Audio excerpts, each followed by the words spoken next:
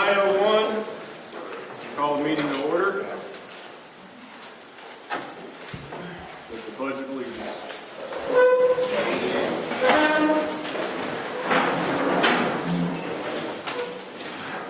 I pledge allegiance to the flag of the United States of America and to the republic for which it stands, one nation, under God, indivisible, with liberty and justice for all. Please stand in prayer given by Gary Gertie. Let's pray. Dear Heavenly Father, we thank you for this group that is gathered to conduct the business of our county. And Lord, we pray for unity.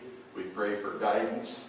We pray that we can do the things as you would have us to do, and that we may represent the people that live in our areas.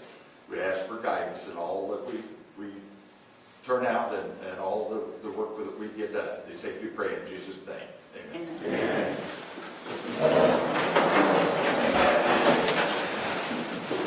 Now the roll call. Earl Baker. Present.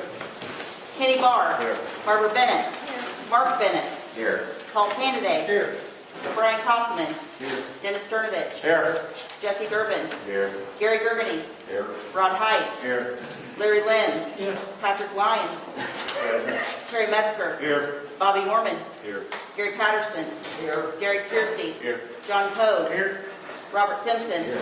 Jeff Slifer. Here. David Switz. Here. Don Tate. Here. Lynn Williams. Here. So before we have the approval of minutes, I'd like to make one announcement. I'd like to bring the public body comment to the slot right between 3 and 4, so we'll approve the minutes of the last meeting and then move to public body comment. Do I need a motion to do that, or is that something that we're supposed to do? Okay. So we'll have public body comment right after the approval of minutes. Has everybody had time to review the minutes? Okay, can I have a motion to approve? Second. Lyons, second by Earl. All in favor of approving the minutes, say aye. Aye. All opposed, say nay. Motion carries. Now we'll move on to public body comment.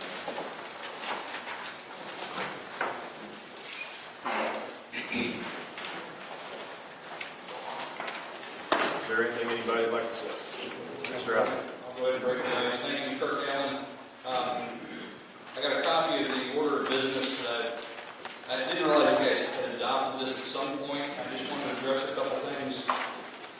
More often than not, what you're experiencing on a day-to-day basis is not new. Somewhere, someone has dealt with this very same situation, and more often than not, there's a written answer out there to address the very issues at hand. And I want to use your own order of business to address that point. Several meetings ago, I think it was back early COVID when we were meeting out at the Conference Center for Lake, and even in here, there was a big discussion and debate over the simple approve the bills and adjourn. Everybody wanted to do it all at once. And it became a discussion that really was trivial.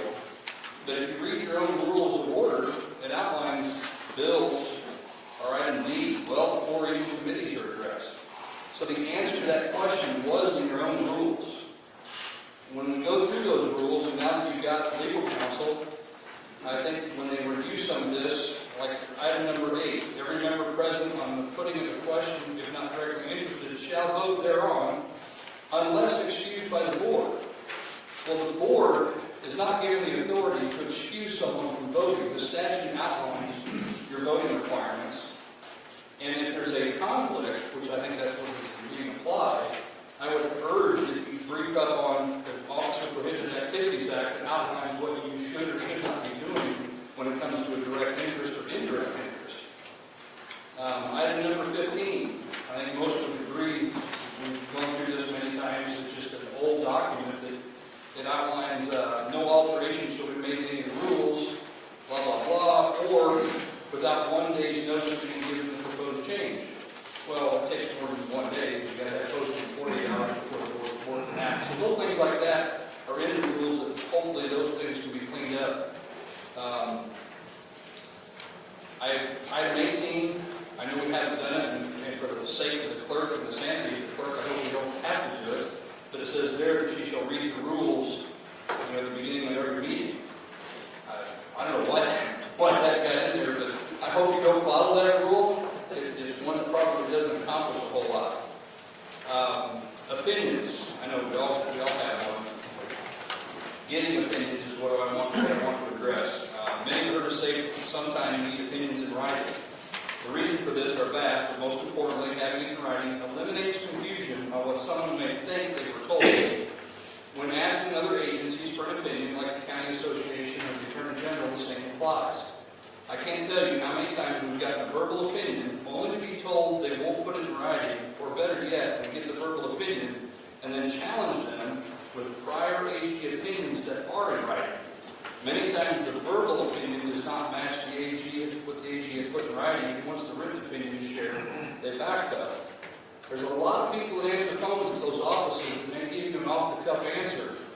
Get it in writing, because a lot of times they're not privy to some things that were written or have been briefed in many other written articles. Jessica, I believe you ran into this with the AG as well over some FOIA issues. Over the phone, you got, or email, I don't remember what it was, and maybe you could share that with the board.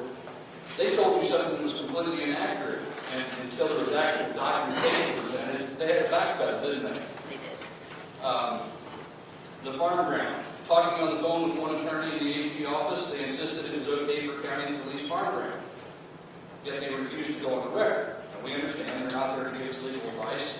They don't want to go on the record. But on the phone, yes, it's okay, everybody's doing it. As most of you folks know, you have a legal opinion written from the AG on that point. When we shared that with them, the person's like, oh, well, I didn't know that. I guess we learned something. But had we not followed up to them, that information gets shared verbally to other places, and the wrongdoing continues. That's why it's so important to have things in writing. One of the things on your rules, you've got a list of committees. I would urge you to go through the county code and outline what committees you have. I think you'll find there's a lot more. One of the things we've seen statewide, when boards that adopt pay compensation based on the number of meetings they attend, they dogpile the number of committees. And a lot of times you don't need those committees. But that's entirely up to how you do it, not questioning your compensation and whatnot. But that's typically what we see with so many committees. It's because their compensation is based on attendance of meetings. So I would urge some hard look at that to see whether or not some of those committees are properly authorized in the county code. As your state attorney said at the last meeting, we said it for almost a year at these meetings, that the law is silent, it's a prohibition. Now that you have a new state's attorney, I would hope the issue of the illegal gun sales gets addressed, which includes missing money, deposit versus sales that don't balance, and missing weapons. The sale of those guns is a violation of the criminal code and should not be ignored. Additionally, the use of public facilities by a county employee is neither legal nor proper, and in most counties in this state would be considered a crime. I urge you folks to do the right thing and request a thorough criminal investigation in those and other matters that will be identified through the forensic audit that I hope is going on. I don't know whether the clerk and the treasurer provide records for your audit yet, but hopefully that's an ongoing process. While we understand many may take issue with our being here, please understand our organization is here because your own citizens were afraid to speak up on matters. Fortunately, we're seeing more and more citizens here. They're engaged, they're paying attention. So the system of accountability is working. Every board member is taking an oath of office. Every meeting you stand and say a prayer and recite the Pledge of Allegiance to the flag. Don't forget your oath. It is your bond with the people. And never forget those last 3 words of the pledge. Justice for all. Thank you. Anybody else in public comment? I have that. Let's go up here. Would it be okay if we cracked the windows? I think Steve would agree that if we crack, it's a real calm day out, it's not cold, it would get some fresh air through here. Does anybody have a problem if we open the windows a little bit? That's a good idea. We can get it, Bob, we can go on. Kenny's got a white truck. Kenny, your truck.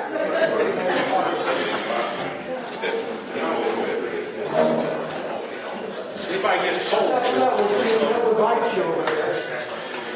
Should Terry, should please make sure they all get locked, Sure. because they didn't last time. Hey, look, here. Yeah.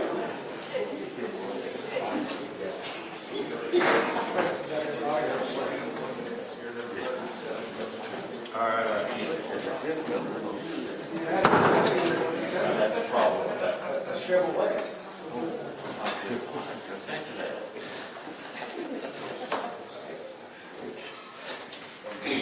It's cracked. Yes. Okay, I had somebody raise their hand back here. On your notified request for approval of fuel tank and fuel bids for installation highway department, I assume it's for the sheriff's department. I don't know what the discussion's been, but when you vote, before you vote, if you could enlighten everybody why they want it out, why they want it, why you want to maintain fuel tanks and such when you buy fuel in our account 24/7. I just want a little discussion so I'd be a little more clear on the subject. I believe there'll probably be discussion in that. Yeah, by all means. Jeremy. I was noticing agenda item number 7 here, which is about moving regularly scheduled meetings of the full board to an evening during the week. I just wanted to encourage a yes vote on that. I think that would offer increased transparency to the people. I think that would offer more people the opportunity to come to meetings. I think that's very important. And just as a little note of humor, there are going to be some Thursdays I won't be able to be here, so if you'd like to see me here less of me, please move to Thursday. Yes.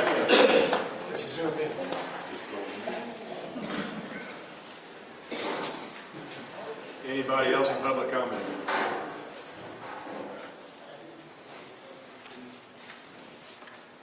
Hearing none, we'll move on.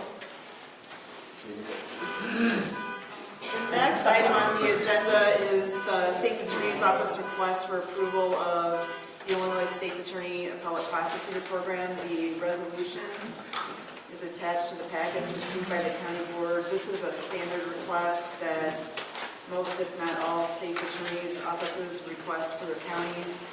The appellate prosecutor, pursuant to this payment, if it's approved, handles all of our appeals. They handle special prosecutor appointments when needed in cases where we might have conflicts.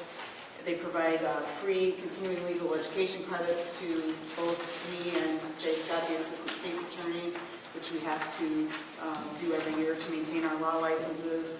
And they are available whenever I have questions about anything that's going on. They've been very useful. I dealt with them directly in Macon County for 11 years. So this ultimately will save the county money.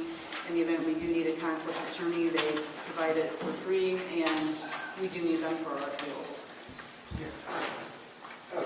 How much is that? $8,000. $8,000, okay. Larger counties pay more. They bill depending on the size of your county.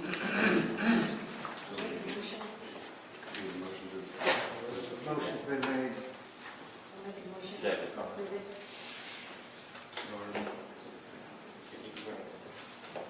Any discussion on the matter?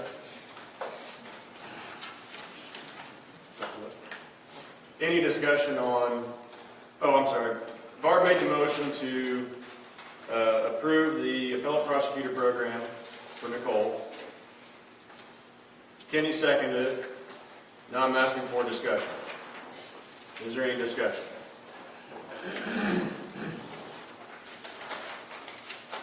Hearing none, this is a roll call vote, would it not be?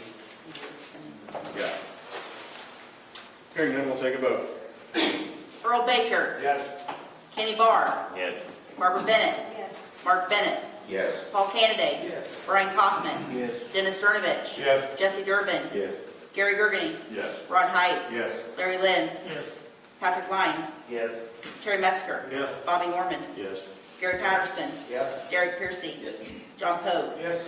Robert Simpson. Yes. Jeff Slifer. Yes. David Switz. Yes. Don Tate. Yes. Glenn Williams. Yes. Passes unanimously. Okay.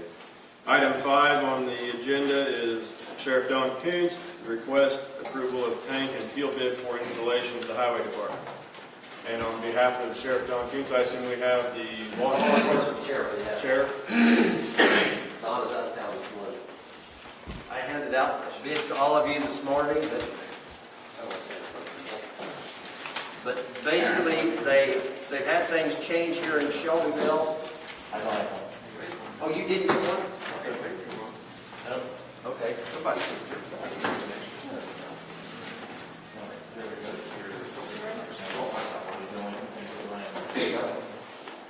Thanks, sir. If you would. Make a motion. We'll get a second and we'll discuss it. Okay. That way we've got a motion on the Make a floor. motion before I present the bid amounts. Present your information. Okay. Then we'll go for a motion. Okay, then we'll discuss, okay. Basically, we got, Don, the Sheriff's Department did advertise for bids that were due on November the 20th. They were sealed bids, and we did open them Thursday at the Sheriff's Department. And I've got the results of those bids.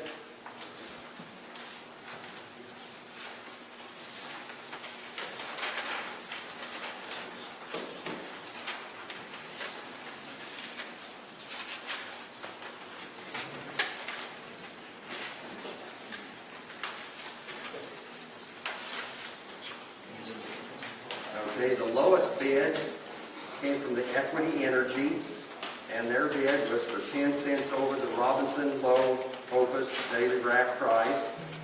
These are all 5-year contracts, which was in the advertisement for bid. But they bid 10 cents over, and then they're providing the equipment, which was a 1,000-gallon tank, a pump, and a computer and metering system that requires cards and does records. That was all in the bid, but they bid 10 cents over and provide the equipment. South Central FS bid 12 cents over and provide the equipment. And Miller Oil Company bid 12 cents over the price, and they didn't mention any of the equipment in the bid information, so I'm assuming they were not including any of the supplied equipment. So I would like to make a motion that we accept the low bid, which was from the Equity at 10 cents over on the 5-year contract. So we have a motion to accept the bid from Equity Energy over a 5-year contract. Correct? Yes, it's a 5-year contract. I need a second, please. I'll second. Seconded by Terry Metzger. Any discussion? Yeah, one was Lynn Williams, please. We're going to amend it, Mr. Chairman. He needs it presented as item 4 in our order stand. We got a motion to stand it. Earl. Follow the rules. We're going to run the runs. Please. You don't have to say. Just present. All right. This tank request, and I know Brian had some questions on it. We also, not only gasoline, that there are vehicles within with different agencies with the county. Did I say gas? But there's diesel. Okay, and I'm talking about the Shelbyville diet. And there are some times that they are called out of the night. There are sometimes that truck usually sits there and runs. Okay, that's where I'm going with this.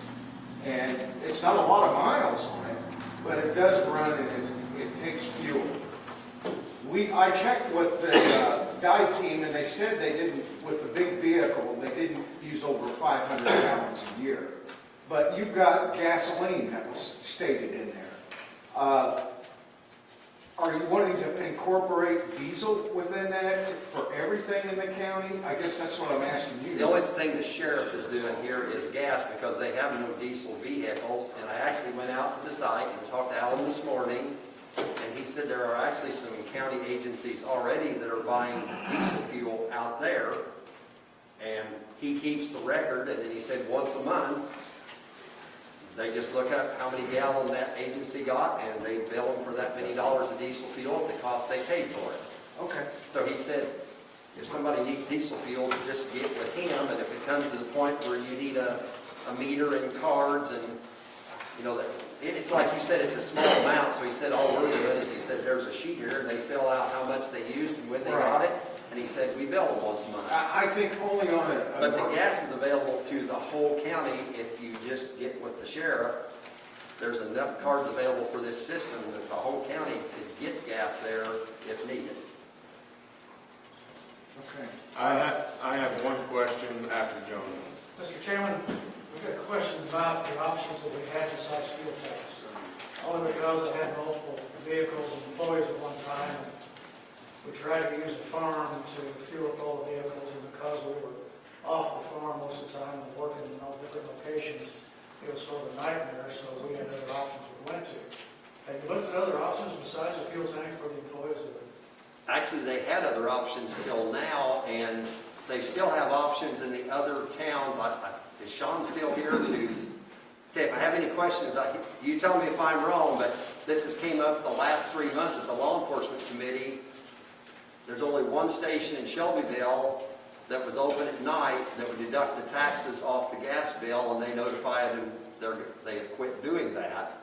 So therefore, the fuel price was going to be higher.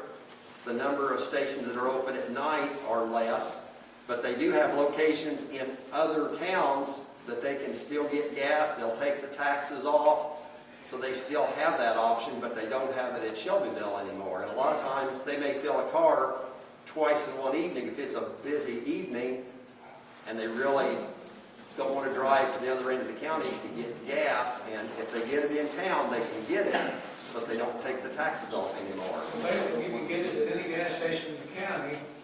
The only time they'll use it is if they're in Shelbyville and go out and fill up.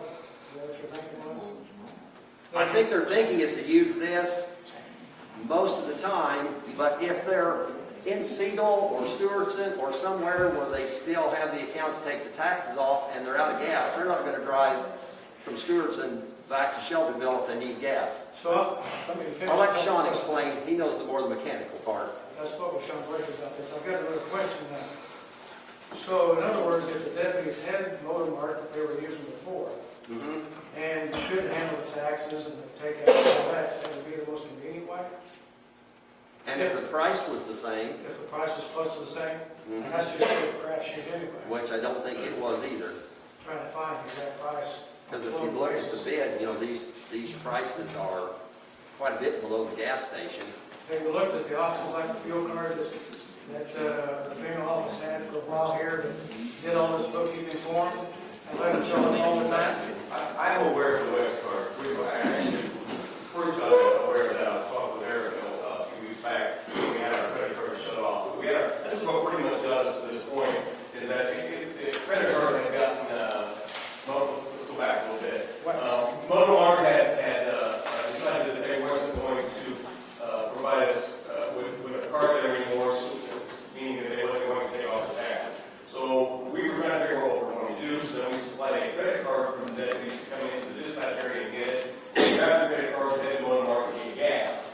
Well, the bill didn't get submitted in time. There was some lack of grabbing the bill and getting it to the clerk in time. So by the time the bill got to the clerk, the credit card got shut off. So then we were all of a sudden had no way to get gas after 10 o'clock at night because all those area gas stations closed at 10. So we were really in a bind at that point. So this is what got us moving to this, trying to be able to control our gas consumption. We're trying to control the usage. We want to be able to monitor that closely. We're trying to control the dollar amount. That's one of the biggest things is the dollar amount. We want to be able to get that as low as we can for the citizens. Get that as low as we can, and that way we can budget it a lot easier. Also, the billing things. I'm sorry, I didn't mean to interrupt. How many thousands of gallons we buy? The sheriff said about 2,000 gallons. We buy approximately 2,800 a month. 2,800 a month. So if you save 2 or 3 cents a gallon, you're talking about how much? Well, I'm hoping it's a lot more than that. I'm hoping. Unfortunately, it's really hard to parse that out, Johnny. It really I would is. say more than 2 or 3. Yeah, you're definitely guaranteed that. Guaranteed? No, I guarantee you. That's the whole point right there. My other question was, did you actually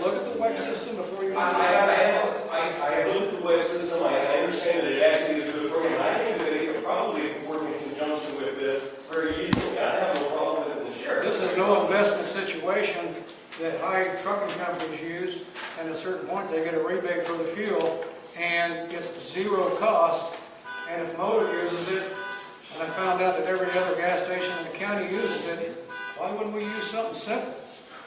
Just a question. No, I think it's an excellent question. I think a lot of it has to do, trying to get that dollar amount as low as we can, when we really are, and a lot of it has to do with billing. We want to be able to make sure that we control, when the bill comes in, we can make sure we're on time in there, we can give it to the clerk, and the clerk of that bill gets paid. What if we also look at it from a disaster point of view? What if we get a disaster here, and we lost all let's say, Motor Market, and all the other places, they lost power, we might be able to get a generator out for our own fuel pump, and be able to say, yeah, we can continue to provide fuel for our emergency vehicles. That's worst case scenario, obviously. If the gas station blows up, what's that? if the gas station blows up, you mean, or something? No. I mean, if it's without power, I don't mean it's blown up.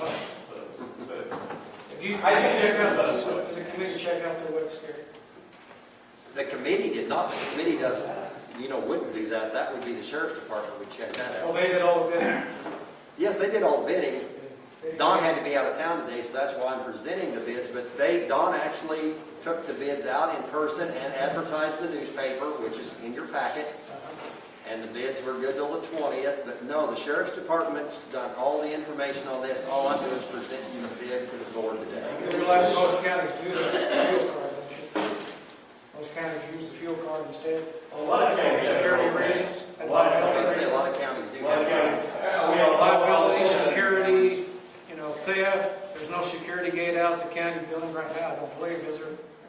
No, There's 4 different items that I check off right now saying, But there's a security system and a light being added, that's all in no your security packet. gate out there. No, there's no gate. No security for the officers, right? But there's no power, so we're gonna have to siphon it out of the tank. Are we gonna spend 14,000 running No, 100,000? that was electric was way out of line, and that's not something, we got it approved without on that, we're gonna be able to replace the tank out there, we're gonna put a tank, replace his 500-gallon tank with our 1,000-gallon tank, and the power's already ran there, the cost is going to be very minimal. That 14 grand that you see in that is definitely not something that's going to happen, that was not something we. And they may put the light on the building instead of on a pole. One more quick question, and I'll sit down and get out of the way. You got a 5% discount or 5-cent discount on the gallon of gas. You're gonna save about $140 a month to go through this security issue and everything else. We can get a fuel card ready to go. Does that seem worth it? Do you think we're only gonna save 5 cents a How gallon? much do you think? I don't know. 2,800 They got gallons. bids. What do you The think? bids are speaking for themselves, it's, 10 cents. you know those items. Yes, how much we gonna save? I've never made any money out of doing it myself, so it's awful hard. So the way this fuel Trying to bid, hear the deputy, and he keeps interrupting the deputy. okay, I'm taking the floor. I know you are, but let's. So the way that fuel works is when these different companies bid it from the rail, they bid it on a margin price.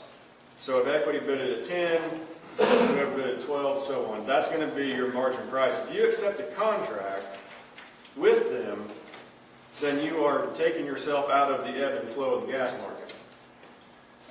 One thing that I know pretty fluently is diesel fuel moves in a soft wave.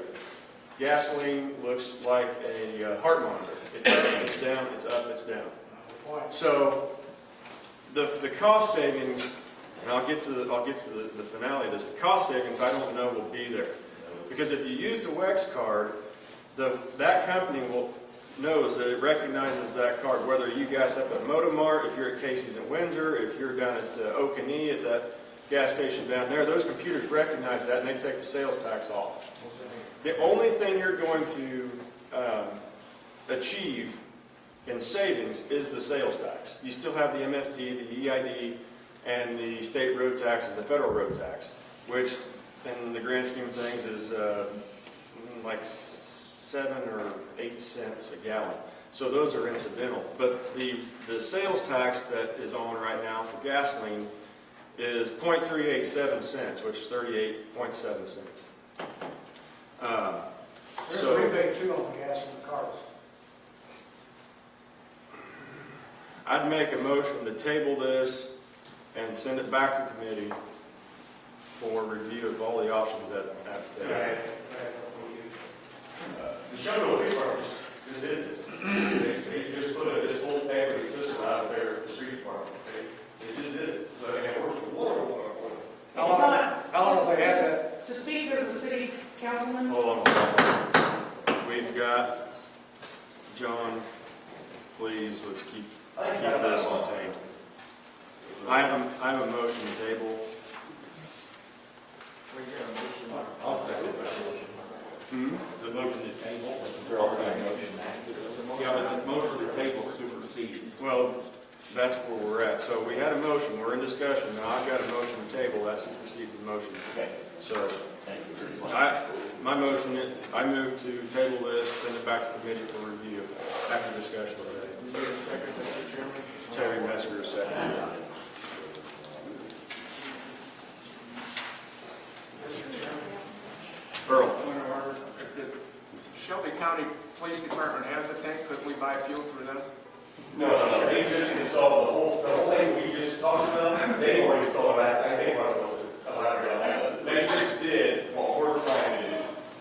I would just like to make a clarification. Okay. It was not put in purely for the city police. It is for all city departments, street, road, water, sewer, park already has their own. So I just want to make sure that we're not misspeaking. It was not done by the police department purely for police vehicles. Thank you. Before we take, I guess I made it clear this was for the whole county. Did anybody miss that point? Well, right, I well, just had so to that response, I think he was driving at, the whole county includes diesel fuel. So we would need 2 tanks. So I think that motion table, we have a second. Now we'll call for a vote. No discussion on that motion? I have a discussion. Okay, it's nothing big, but I know Motormark quit this. It has to do with the town of Shelbyville. But Marathon Station in Shelbyville, even if they're closed after 11 o'clock, those pumps are left open and they can slide a credit card in there. And I know it's been brought up in case some disaster that we don't have electricity, but the times we do have electricity, I would say supersedes everything, and you can put a card in there and they're able to get gas. And that's all I have to say. Okay, we'll call for a vote on the table. Roll call. No, all in favor say aye. Aye. All opposed say nay. Nay. Can I get a show of hands? Show of hands. Show of hands for nay.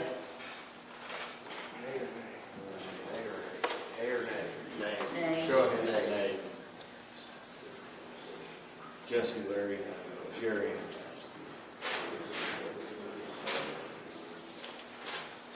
Motion carries. Table. Moving on to County Treasurer Erica for the review and expense report. Y'all have a copy of your general fund available cash report. Beginning balance for November was $3,101,844.92. You see the payroll liability on there. Revenues for November were $275,720.04. Expenses $335,639.77. Our ending cash balance $3,017,997.89 with $544,367.17 being restricted funds that are in those accounts, leaving you a cash balance available of $2,473,630.72. Anybody has any Motion. Any questions for Erica?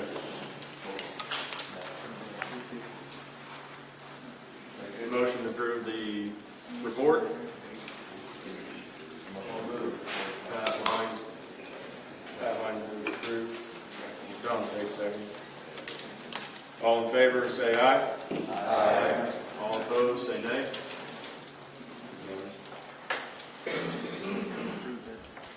Okay.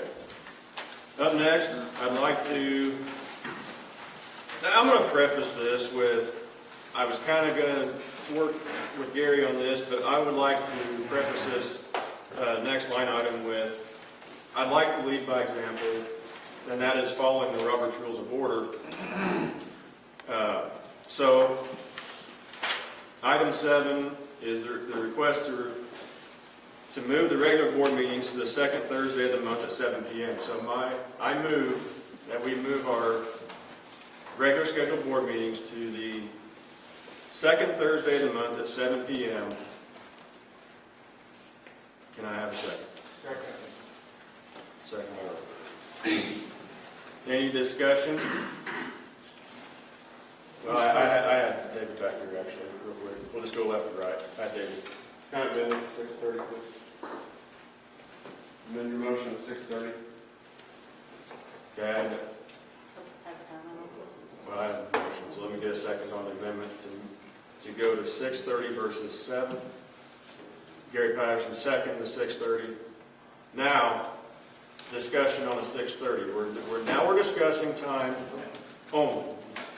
Any discussion on a 6:30 meeting?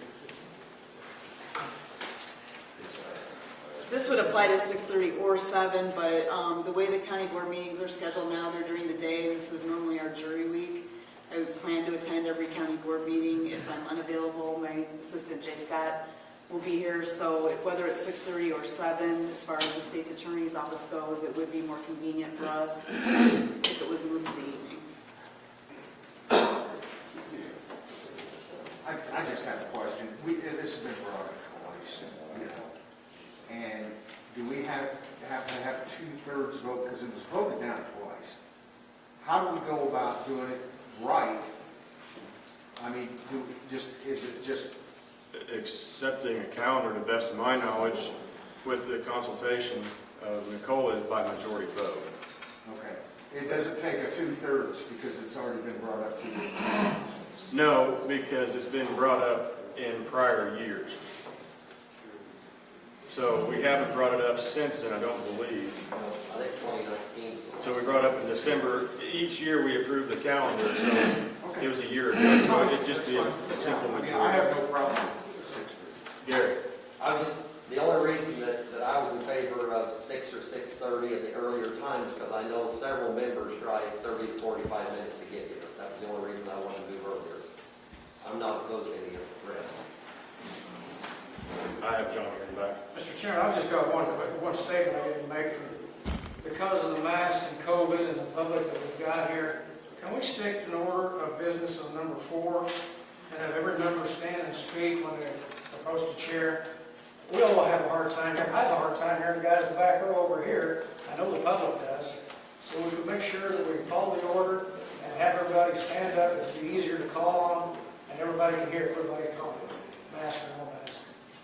Yeah, I'll address that. Sure. Appreciate that. Thanks. Ones that can stand, I didn't think back. Ones that Some of can't. us do have handicaps. No, It's okay. absolutely. The reason why I would, I don't want to say not be in favor of 6:30. 6:30 or 7 needs to be at 9. I agree with that. We have a factory on the edge of town that their shift changes at 7 o'clock. And the target was to try to make sure all of the folks that are on that day shift would have a chance to be here because night shift won't. If you get some franchising that entire factory to go to 6:30 because day shift couldn't be here, nor night shift could be here. So every person in this town who works at GPI would not be able to attend. That's over 1,000 employees, over 1,000 people. Any other discussion on the 6:30 time? We're just discussing the 6:30 time. Just to address it, Pat, they couldn't be here at 7 either, because they get off at 7. And you're correct, they get here on time. Right. They get here on time. Most places like that will give a person the voucher to leave a little bit early for some Most reason. places like GPI, You'll have night shift going at 7, so how can they be here? All right, guys, please. I'm trying to keep my head wrapped around the orderly fashion I want to drive at. So, my apologies for not. No, I address you. Yeah, sure. Yeah. So let's keep it to me addressing the speaker. Bob, would you like to say anything?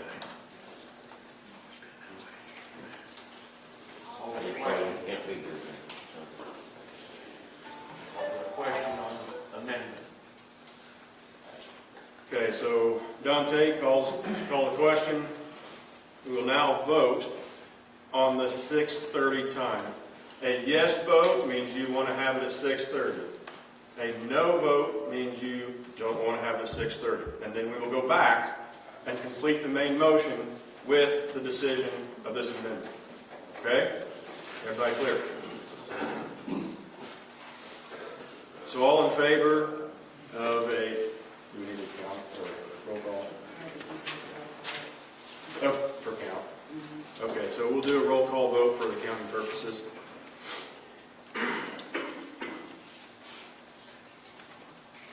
Okay, Earl Baker. No. Kenny Barr. Yeah. Barbara Bennett. Yes. Mark Bennett. No. Paul Canaday. No. Brian Kaufman. Yes. Dennis Durnovich. Yes. Jesse Durbin. Yes. Gary Gergany. No. Rod Height. Larry Lenz. No. Patrick Lyons. No. Terry Metzger. Yes. Bobby Warman. Yes. Sorry, no. I was listening to, yeah. Gary Patterson. Yes. Derek Piercy. John Poe. Nope. Robert Simpson. Yes. Jeff Slifer. No. David Switz. Yes. Don Tate. No. Lynn Williams. Yes. Okay, motion fails. 12 nay to 10 yes. That might help you, Danny. Hopefully the I batteries, gotta sit there. hopefully the batteries. Okay. So the motion to go to 6:30 fails, so we will move to the motion to the original motion of having the night meeting second Thursday of the month at 7 p.m. I made a motion. Second.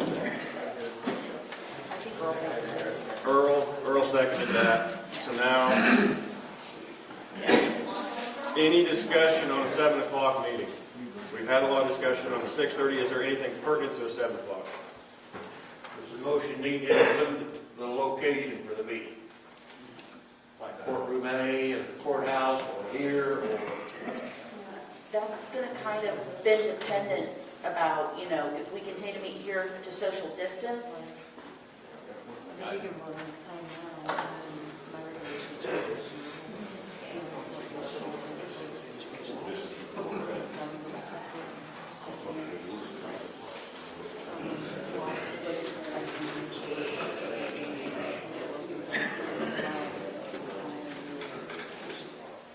So per conversation up here, the location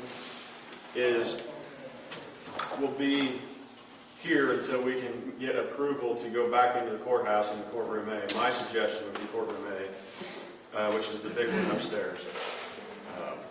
But for now, we just need to, if there's no other, is there any discussion on second Thursday at 7 p.m.?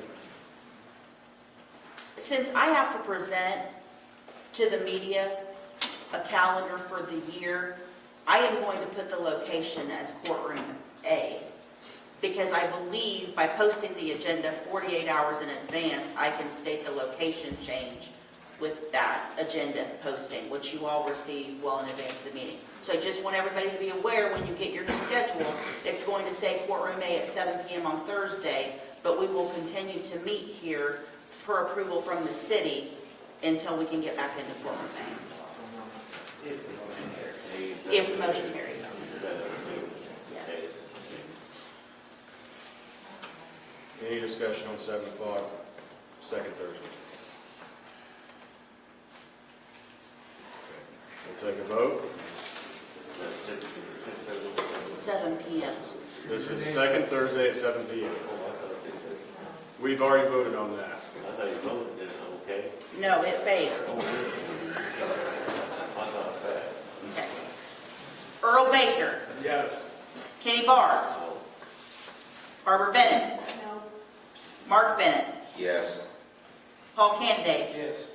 Brian Kaufman, Yes. Dennis Durnovich, No. Jesse Durbin, Yes.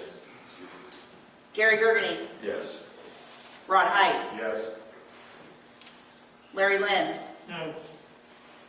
Patrick Lyons, Yes. Terry Metzger, Yes.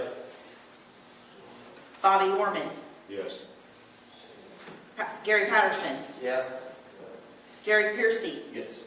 John Poe, Yes. Robert Simpson, No. Jeff Slifer, Yes. David Switz, Yes. Don Tate, Yes. Lynn Williams. Yes. Motion carries 17-5.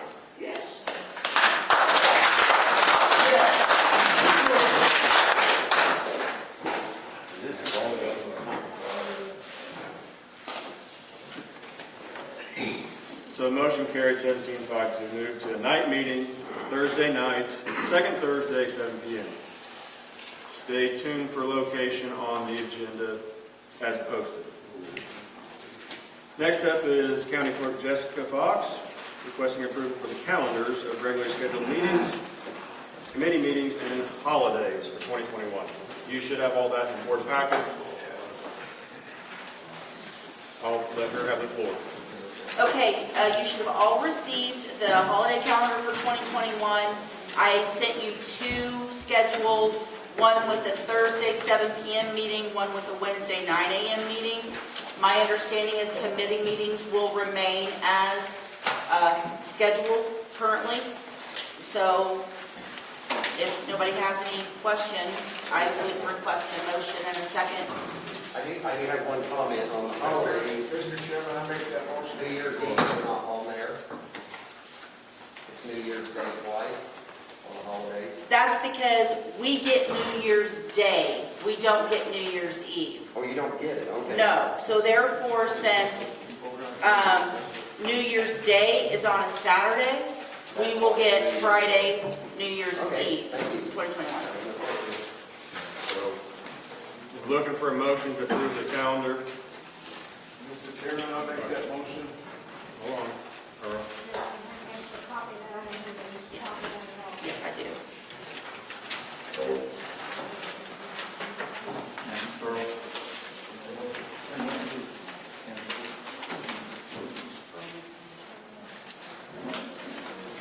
Second. Second. Don. Don, please. Any discussion on the calendar as proposed and voted?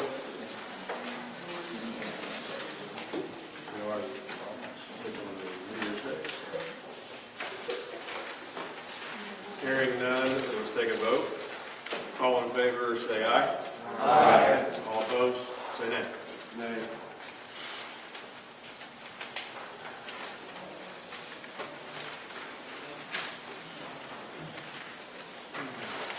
Up next, Alan Spessard with the Highway Engineer Report.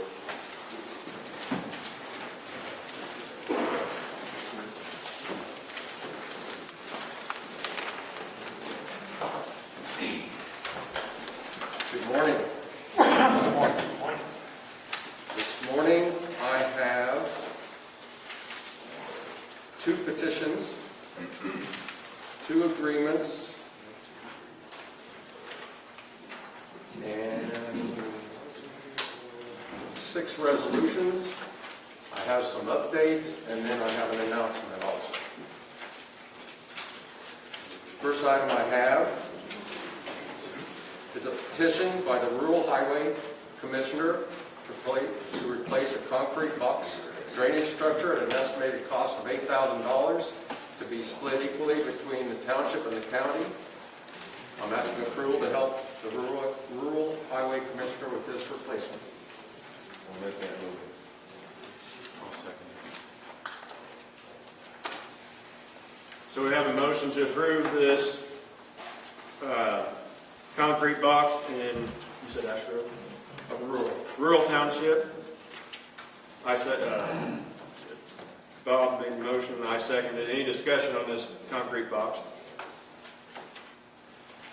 When you replace a concrete structure and you dispose of the old structure, are you hauling it off in your disposal? Because I've seen some cases where the concrete structure is set over to the side of the right-of-way, and some of these townships don't have equipment to deal with that structure that's left behind, and then they're at the mercy of trying to find a place to get rid of the concrete or ask the owner next door if they can bury it. So when you put in a cost, are you including the cost to haul off the old structure? We work, a lot of questions in there. We work with the highway commissioner. It's a dual project. So sometimes the material is used to protect the culvert, for example, that we put in concrete. The question about, if the highway commissioner wants the material, basically it's his road, so he can have the material. So if it's left over, more than likely the reason is the highway commissioner said, yeah, we'll take it, and he deals with it. The cost of hauling off the material, we do all the work ourselves with the highway commissioner helping us do the work. So that cost, yes, is included. It's part of our invoice. And I don't know if I caught all your questions or not. Did I miss one? You basically answered the question. I just happen to know of a couple of cases where the old structure was left. They didn't have the equipment to handle it. Some of the townships don't have the larger equipment that the county does. And the owner of the ground next to the right-of-way was in a position that they was wanting to get in and out of their field. And the township then had a problem getting rid of the old structure because they had no way to handle it. So they didn't necessarily want it. They didn't ask to have it left, but it was a structure that was left behind that. Yeah, I don't know that instance. What I can do to try and limit it ever happening again is to talk to my foreman and make sure before he leaves material behind to talk it over with the highway commissioner. If the highway commissioner wants the material, we leave it for him. Did that be voted on? I lost track here. Did that be voted on? We haven't voted on it. We're just in discussion with it. Oh, okay, I'm sorry. So, any other discussion on this concrete culvert in Rural Township? Hearing none, let's take a vote. All in favor? Aye. All opposed, say nay. Motion carries. Next item I have is a petition from the Ash Grove Highway Commissioner to replace a rusted culvert located approximately 2 miles south of Windsor. Estimated cost is $5,000 to be split equally between the county and the township. I'm asking approval to help out the Ash Grove Highway Commission.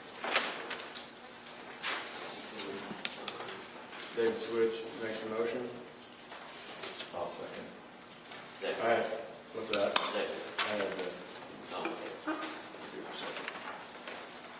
Okay, we got a motion and a second to replace the drainage structure in Ash Grove Township. That's staying correct? Yes, sir. Okay. Any discussion on that? I'll just say one point, I hope you get that done pretty quick. It's getting pretty bad. There's a barricade next to it. He knows where it's at. It's on the bus route. So, any other discussion? Hearing none, all in favor say aye. Aye. All opposed say nay. Motion carries. Okay, the next items will be resolutions, and then the agreements will follow after that. I have a resolution from the Prairie Highway Commissioner to use Rebuild Illinois funds for a share of the cost of the recently completed bridge in Prairie Township. Rebuild Illinois funds, which is from the capital bill, was distributed to all the townships. Actually, the distribution is made to the treasurer, and each township highway commissioner has a share of that. There are 2 townships in Shelby County that receive over $45,000 per disbursement, per receipt. There's 2 receipts a year for 3 years. If you receive over $45,000, the only allowable way of spending the money is on a bondable project. So in the case of Prairie Township and in the case of Okanee Township, I will be coming before you to help those townships with a resolution for using their funds to pay for expenses on a bondable project. Bondable project means one with a lifespan of 13 years or more. And there's a lot more strings attached to that. So that's why I'm here about the Prairie Highway Commissioner resolution. The estimated cost of their share of the bridge that was recently replaced is $15,000. It's located approximately 3 miles northwest of Stewartson. It's open to traffic, and so I'm asking approval. We administer the rebuild. The Highway Department administers the rebuild Illinois funds. That's why I'm involved. Plus, as part of my job, I help out townships upon request. I'll move. Dante makes the motion to use the rebuild, or have you administer the rebuild Illinois funds in this project, correct? Yeah, what we normally do on a bridge project is we take care of the bridge for them, and then we invoice the township for their share of the cost. So in this case, the invoice will be internal, and because we have the funds in an account, and it'll be used for Rebuild Illinois. So Don made the motion.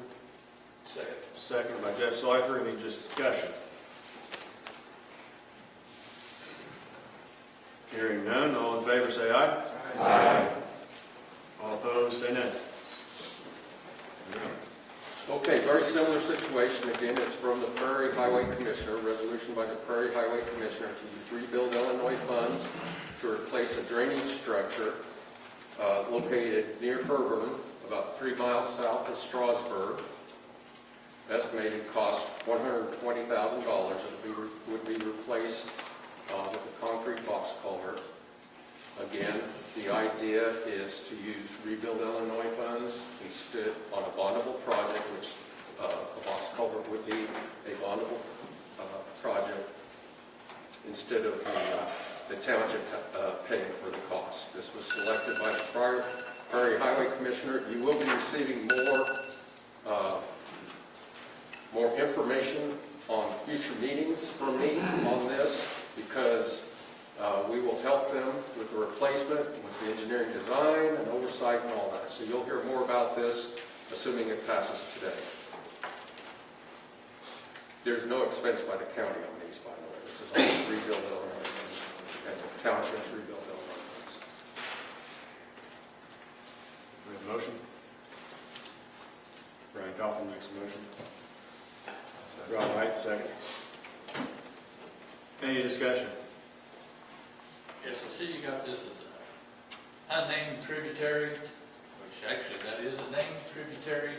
It's called Consolidated Prairie 2 and 4 Drainage District. Okay. And have you been in contact with them? No. I didn't think so. Are you going to include them on this? I can ask the highway. He did not mention that was a drainage district, so I was not aware of that. I personally went and measured the bridge off of your measurements, and your opening and mine don't quite match. We just spent $18,000 cleaning 2 miles of that ditch out. We want to make sure that you are on the bottom of our grade. And we want the same size opening as what's currently there. We'll have a bunch of disgruntled landowners. You'll find it bigger. it'll probably be a bigger opening than what's there. Is that okay? Is that what you mean? I would like for you to maybe be in contact with the drainage district, so we're well aware of what's going on, because it is our right of way as well. No problem. I went over as a drainage district. You need a contact number? Sure. It's me. 217-690.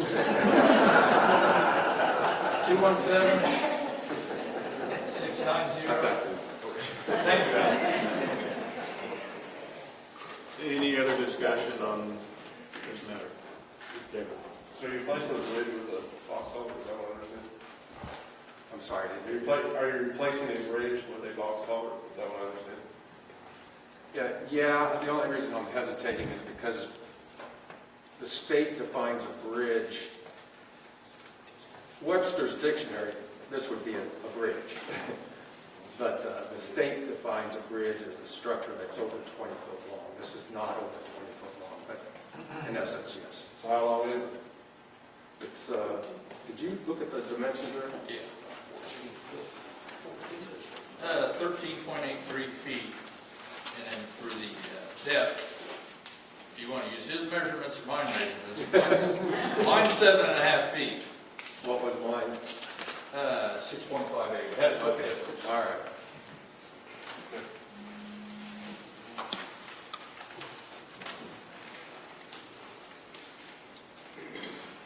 So we're on to the vote now.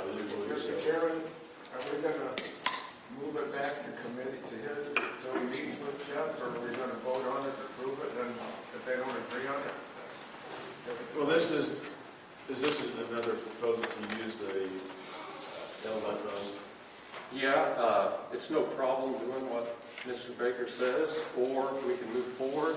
The other thing, just to add some information about this, just because you pass a resolution to use Rebuild Illinois funds, that just gives authority to spend it. It doesn't mean you're spending it, and it doesn't mean you're spending that amount either. So, in my opinion, there's no risk of wasting money on the project if the committee goes back and says, well, drainage district doesn't want us to do it, so we'll go on a project that the resolution doesn't get killed. I have Mark back here. I'll let Jeff go first, because I think he's gonna ask the same thing I am. We want to move forward with this just as well as you do, but we want to have input. That's the only thing here. No problem. We don't want anything restricted or held back. Absolutely. So I see no excuse to. And the Prairie Highway, have you talked to the Prairie Highway Commissioner? And he's on board with that? Yeah. Won't be a problem. Thanks, Jeff. Mark?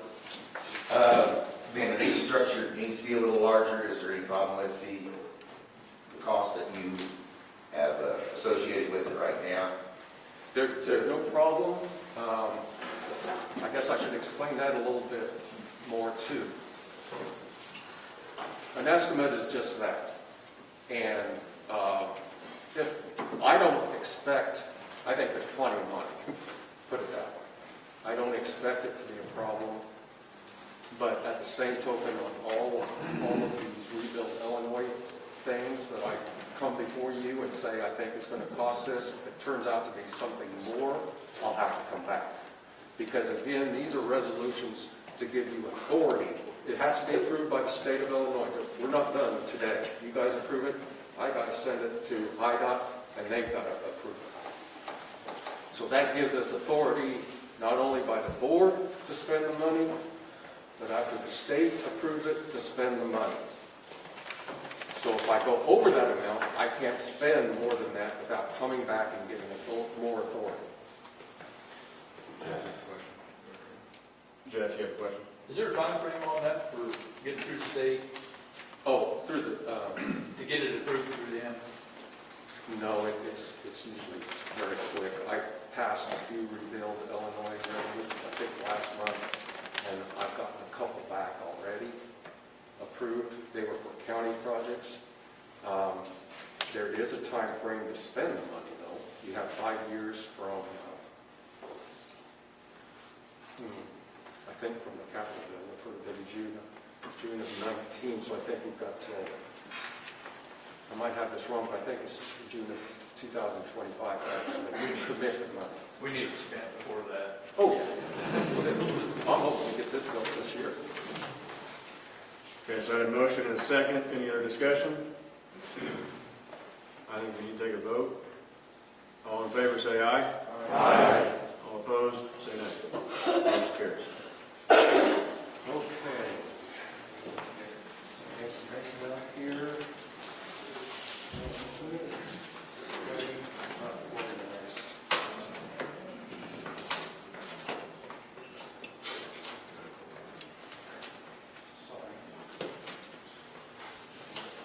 Okay. Next item I have is a resolution to award the county rock bids. Every year, we have a public meeting where we publicly open and read bids for county rock in the motor fuel tax program. At the same time, we also have, we publicly open and read bids for township rock. That occurred on Monday of this week.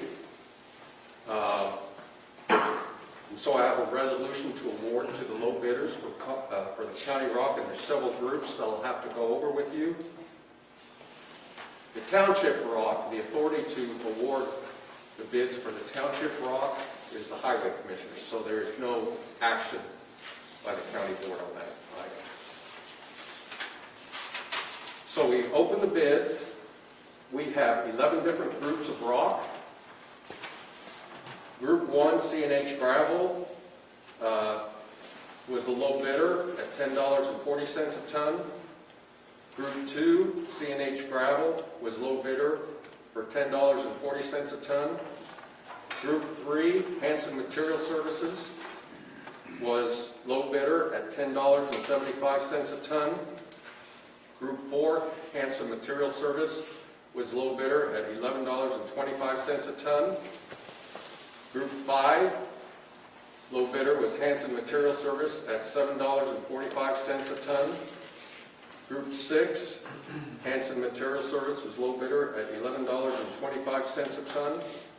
Group 7, Hanson Material Service was low bidder at $11.25 a ton.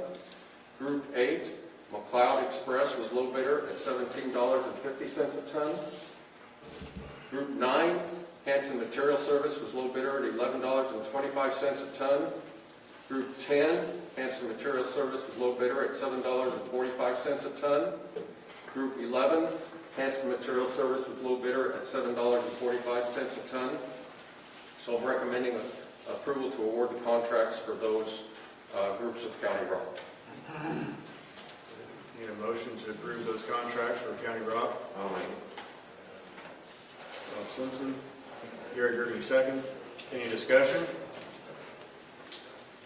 Just a point of clarity, that was a actual product bid, that was not a service bid? Is that correct? The Hanson Material Service and C&H Gravel are quarries. Okay. So we bid them at the quarry. So we will handle the delivering or the trucking ourselves. The McLeod Express was a stockpile bid. In other words, at a certain location at one of our stockpiles in the county. So the contract with the McLeod Express, that group would be to supply the rock and deliver it at that location. Is that the delineation between the groups then, is if it's a product or service or stockpile or? Not entirely. Most of the groups are different locations in the county. Okay. Some of the groups are different material, like some are CA6, some are CA14, some are a combination of that. So there's different groups for different types of bids. If you're at a different location, it would affect potentially the low bid. Any other discussion on these contracts? Hearing none, all in favor say aye. Aye. All opposed say nay. Motion carries. Okay, every year we also have a bid for our culverts for the upcoming year that we purchase. We had that also on Monday. And we had that also for the townships, and as a service, we asked municipalities if they would like us to order culverts for them. So we have 3 different groups of culverts. We had 2 bidders on each group. Group 1 was riveted culverts, and low bidder was metal culverts for $54,076.47. Group 2, low bidder, is aluminized spiral culvert. Group 2 low bidder was contact culverts, and with a low bid of $46,123.74. Group 3 was poly-coated culverts. Low bidder was metal culverts at a bid of $14,136.04. On all of these bids, they provide a unit price. This is a total of our current order, but they provide a unit price per culvert that we can order at that unit price for the remaining year. So I'm recommending approval to award to those suppliers.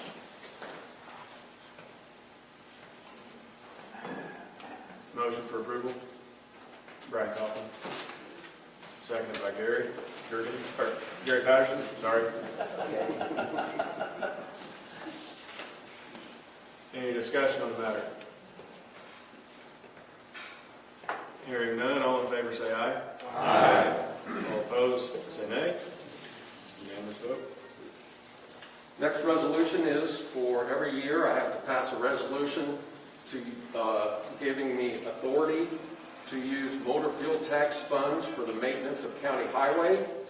That resolution again will have to be, assuming it passes the board, will have to be approved by Illinois Department of Transportation, and again it's authority to spend the money, motor fuel tax.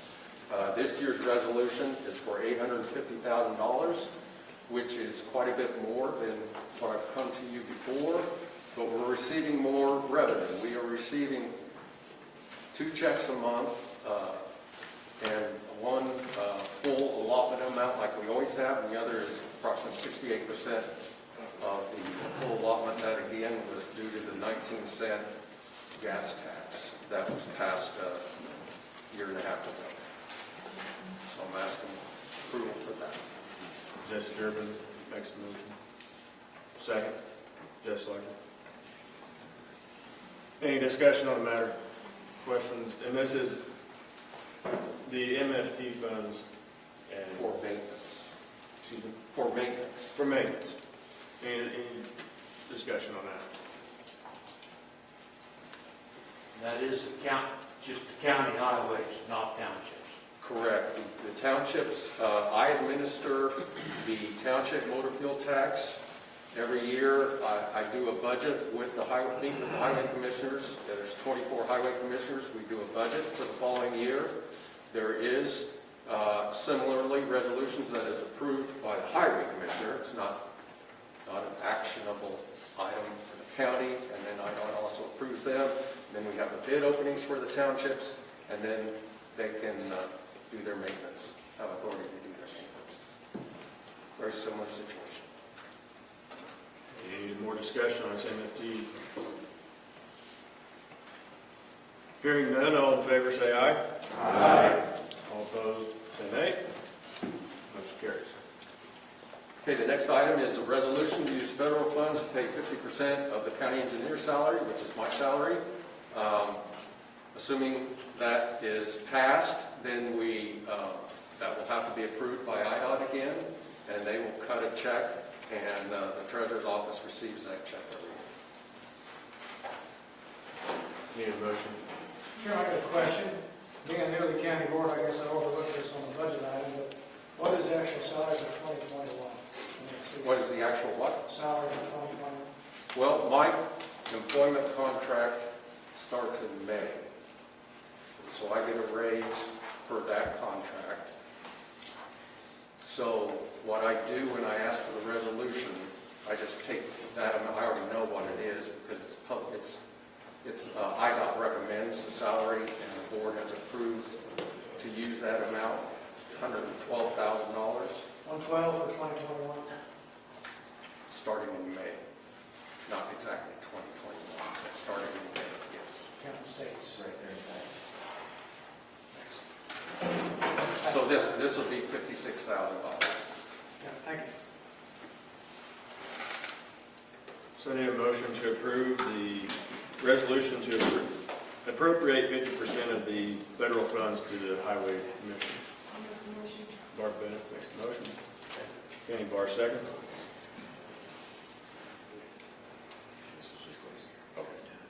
All in favor say aye. Aye. All opposed say nay.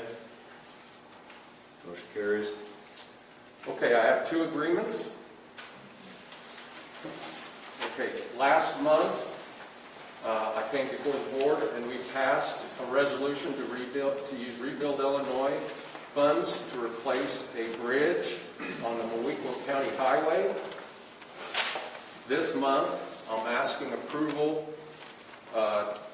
for an agreement with Gonzalez Company's engineering firm to provide engineering services to design that bridge replacement. And that will also be, that's part of that Rebuild Illinois funds. So I'm asking approval to enter an agreement with Gonzalez Engineering. Call candidate makes the motion. Patline seconds. Any discussion on this agreement with this engineering firm? Is that correct? Yes. Any discussion on that? Hearing none, all in favor say aye. Aye. All opposed say no. Okay, I have similarly last month we passed the board passed a petition. I came before the board and the board passed a petition to replace a bridge in Clarksburg Township. This month I'm asking approval to enter an agreement with an engineering firm, Hampton, Lazzini and Renwick, to provide engineering to replace the bridge in Clarksburg Township. Make the motion. Jeff makes the motion. Second. David Swift seconds. Any discussion on the agreement to enter with Hampton, Lazzini, and Renwick Engineering Firm for this project? Any discussion? Any timeline on this yet? I think I have programmed that in about 3 years. But don't hold me to that. That's very similar to most bridges. We have a lot of bridges. I don't know how much discussion you want me to have on this. Oh, that's fine. Okay. I would say 3 minimum. Any other discussion on this agreement? Hearing none, all in favor say aye. Aye. All opposed say no. Motion carries.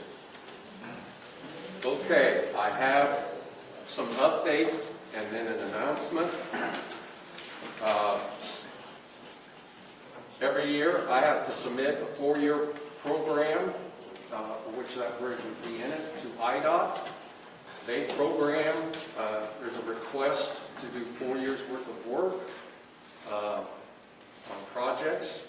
That was submitted in November. I submitted it in November.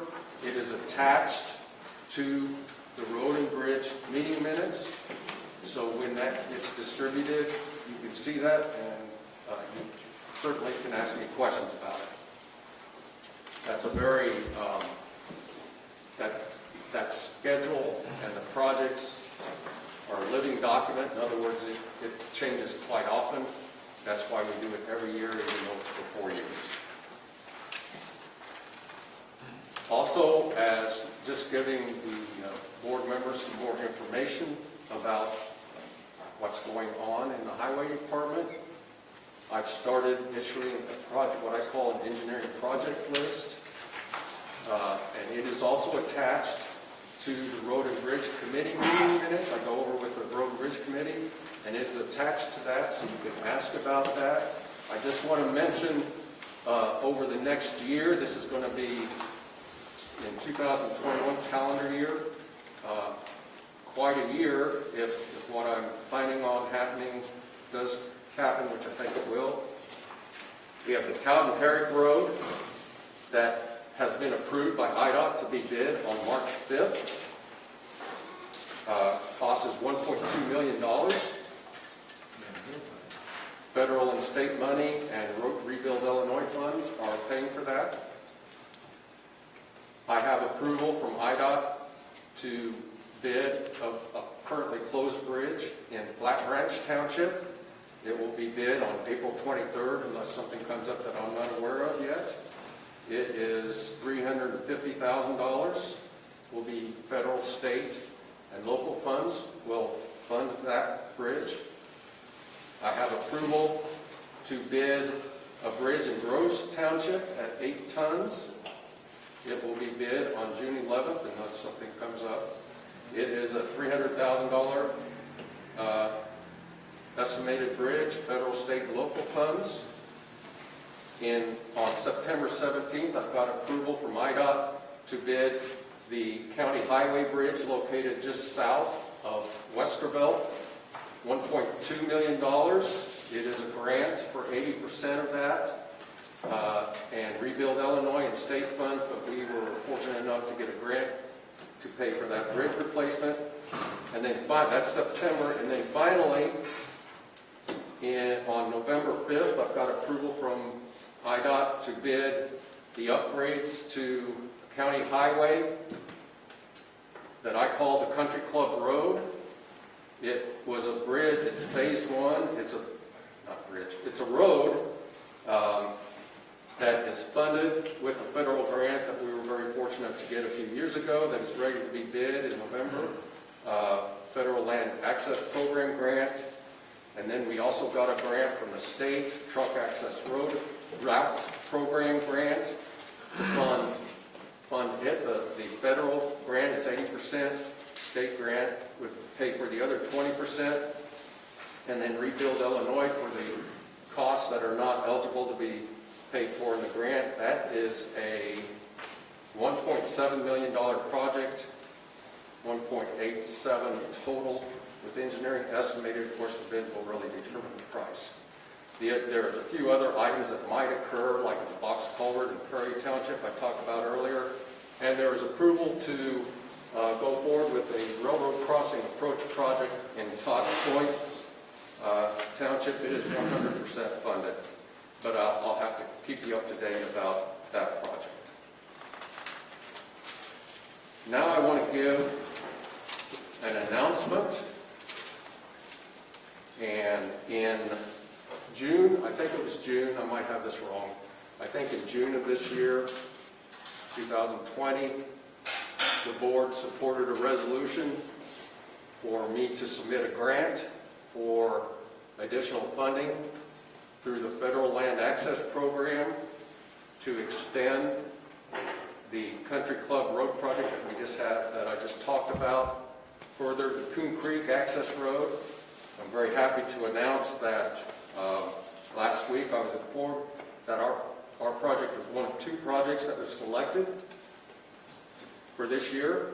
It's an 80% grant. I submitted a request for $1.03 million.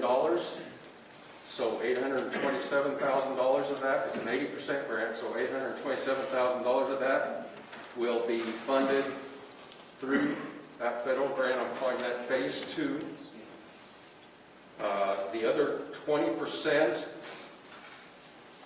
is going to be funded through the Truck Access Road Program, and then I will be coming before you probably in the near future to ask for Rebuild Illinois funds to pay for those costs that are not eligible to be paid for through the grant. So for that project, if you add phase 1 that I said was approved to be bid in November, and then phase 2, you're totaling $3.1 million. Big project. This is the Federal Land Access Program. We have federal land here, which is the lake, and so we were eligible to apply for this grant. The only other item I have is In January of every year, I submit an annual report, and I'm planning on doing that. That's my report, unless there's questions. Any questions for Alan? Jeff? You guys have an answering machine at the county building? Yes. Does it work? Yes, It didn't last week and it didn't earlier this week. You might want to check it. I will. Okay. Sorry. But we do get messages. I don't know what happened. I let it ring probably 12, 13 times. No kidding. Maybe I need to 272.1? ring a little longer, or I don't know. No, it's supposed to go off in 4 or 5 rings, I think. I don't want to check. Did you get a new number? Did you get a new number out there a while back? 2721, no? Oh, I thought you got a new number. Is that the, you know? I have my phone with me. 774-2721. But I had the same thing happen. It wasn't there. Okay, well, I know you have something to find out. Technology difficult. Any other questions for Alan before he takes a seat? Thank you very much.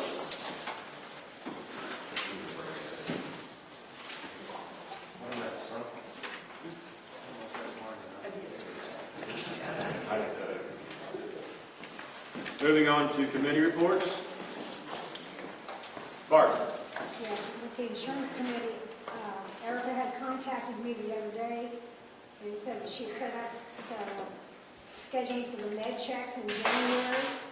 So we're encouraging all office heads to get with their employees and to please utilize this because this affects our premium for each year. So we're just really encouraging people to do this. Erica she works with Travis Smith and Randy Beal and them, and they get this set up. So I think we should utilize it. So I thank her for doing that.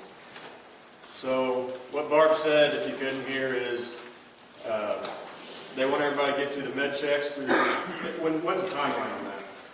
Well, it's in The van will be in the county out at the highway department 7 to 11 on January 19th, that's a Tuesday morning, and then we'll be at the courthouse 7 to 11 on January 21st. And should be, more than enough to accommodate any and all employees that are on our health insurance. So if the employees of the county get through this med check, the 17th and 21st? 19th and 21st, and it's just employees that are a part of our insurance program. Okay. It'll help reduce our insurance premium, so that'll help a lot. Any other committee reports? I got something. Derek. Now, last month, I think in the month of November, we approved on the purchasing committee to pay the taxes. It got a little boring. I thought I'd fire some of you guys up. So we voted on that, and so it was approved. And then right here it says Tate made motion to approve payment of the claims. So the board did vote to pay it because the purchase committee had voted to pay it. And all I'm asking is, legal counsel, this is accumulated to over $600 of interest or penalties to pay it. So now that we have legal counsel, I would like to just simply ask you, you don't have to do it today, but for the next meeting, can we go ahead and pay that so we can quit paying the penalty? And I want legal counsel on it. No offense to you boys. Good question, I appreciate it, thanks. Thank you. Wow, I thought you'd be pissed. But I want to know if we can pay it, because we need to quit paying this penalty. How can you go out and grab somebody that's not paid theirs if the county hasn't paid our part? So, thank you. Lynn. Terry, I went up earlier just as the meeting began and talked to the chairman and the state's attorney to find a remedy to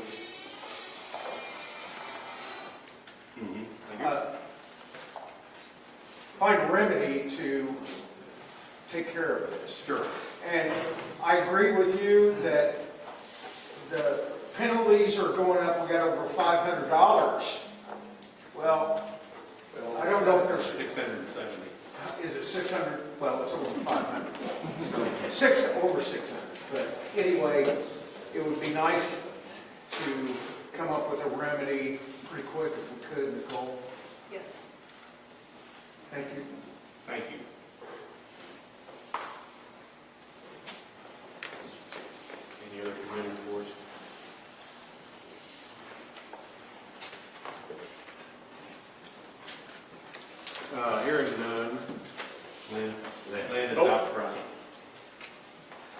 Doggy treat? No, I lost the cap off his Kenny was hiding it. I won't do that again. So, Chairman updates, 2 days into this, I don't have a lot except for, I will be going through the committees in the next, and I hope I have them done in 30 days to present at the next meeting. I think it is my diligent duty to be transparent with every one of you as far as where people go and where people want to be. I've had bad experiences in the past, so I just wanted you guys to know that I will try to put this together as quickly as possible. That way everybody can review, because I think making individual contacts for every committee appointment that needs to be made will be excruciatingly time consuming, so I will try to make the layout with enough time for a response. So if that makes sense to you, that's what I want to proceed with.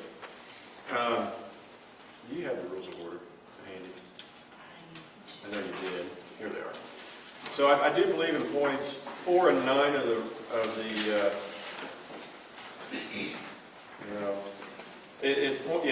the fourth point. I've heard before to rise and address himself to the chair. What I was going to say earlier was, I will recognize a hand raise. I think it's feasible for everyone in here just to raise your hand at this point in time. So, and then on point number 9, I believe it is, no motion shall be debated unless first seconded. And that's where I was going with leading by example of state your business, get your second on your business, and then we can discuss just that business. I think it will improve the order of the meeting and keep things contained into a concise conversation where we're not kind of getting out in the woods and the weeds and stuff. Something I would like to bring for feedback, and you guys can shoot me emails all week long. I have a thought about public comment, and that is to split it up. Have an early public comment germane to the agenda, and then have a late public comment that would be inclusive of other issues of the county that the people would want to bring forth. That way, if we hear it, then we can bring it to the agenda at the next meeting if need be, or put it to committee. So anyway, those are all thoughts. Everybody shoot me emails, let me know what you think. But that's really all I've got for chairman updates. If that's an update, fine. Mr. Chairman, would that mean we're going to change the order of business in writing? It is how we enforce the rules of order of business. So I understand what it says. It's all how we operate with it. So and that's why I bring it up, so everybody's in understanding that I will address this as you standing up in your chair. I mean, let's face it, we're in folding chairs every time. We're not in rolling chairs where you just kick the chair back. So just raise your hand, that'll be sufficient. Moving on. Whoop, sorry, Pat. That's all right. I just want to go along with Mr. Baker here. Since we are trying to follow the orders of business, 15 says no alteration shall be made to any of the rules of the board without consent of the majority of the members thereof, without limitation of the meeting change. If we're going to change number 4, we really should put it to everybody, actually make sure everybody is in agreement that that's okay. Okay, so If we're going to follow it. all right. So for the next meeting, let's put on the agenda to amend the order of business, item number 4, and strike the entire, I think it's strike the entire part, and add recognition by hand raise before, whatever it takes to get the hand raise part instead of standing. Okay? All right. And then we will put that right at the very top of the order of business for the next meeting. It's a good example. Sure. John? Mr. Chairman, I'm going to just expand on that one more minute. The only reason I raised that issue was because of being able to hear everybody. Sure. It wasn't the fact that all of us, we want to get up out of our chair if we can. But just, I can't hear any people in the back room up here. I can hear across the hall here, the rest of our members. I think it's most important that everybody get the point out. And so who they say, what they're talking about, it's that transparency thing again. Is it a problem everybody standing up and speaking? Yeah, Except for Pat, I don't understand that. yeah, well, Well, every time I'm supposed to speak, do I need to stand? So, No, I think that's a and I have a microphone. I'm not sure it's working. mic. We don't have mics out here. So, Maybe the public could have, input on it. and there could be times when if we get into the courthouse where we have microphones where, situations would change and be fluid. We'll have to take a 2/3 vote to approve those changes to the rules of order. So, I just wouldn't start changing the rules right off the bat. yeah, let's set it for the next meeting, and it's long as we get that. we'll do that. I have no more chairman updates. Moving on to chairman appointments. You told me which. Well, we'll just go start from the top to bottom. A reinstatement, I do believe, on the rescue squad. Yes. I move to, what's that? Okay, I was going to move.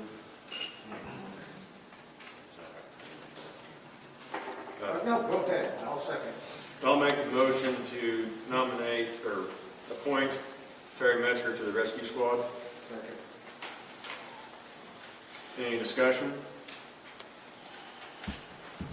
Hearing none, we'll take a vote. All in favor say aye. Aye. All opposed say no. I do believe it's I do believe this is another reinstatement. It is. I move to nominate G. James Bollinger to the Housing Authority.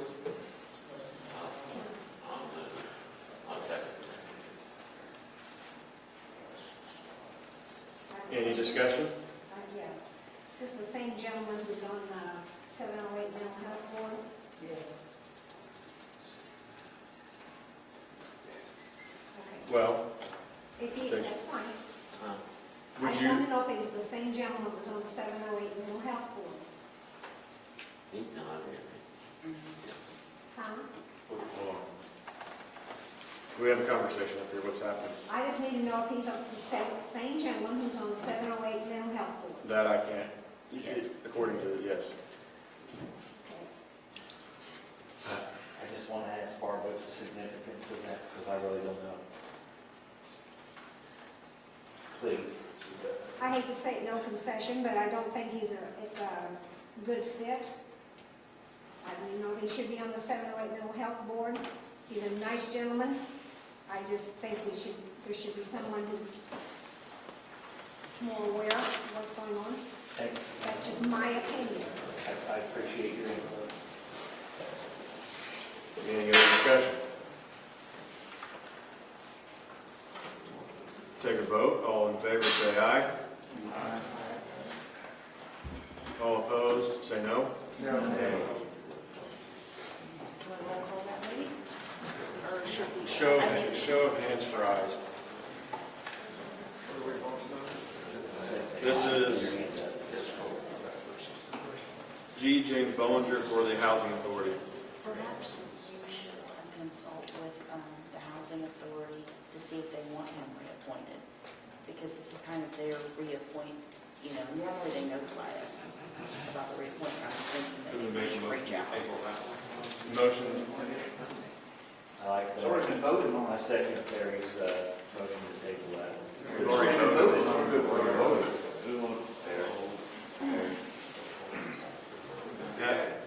Well, motion failed.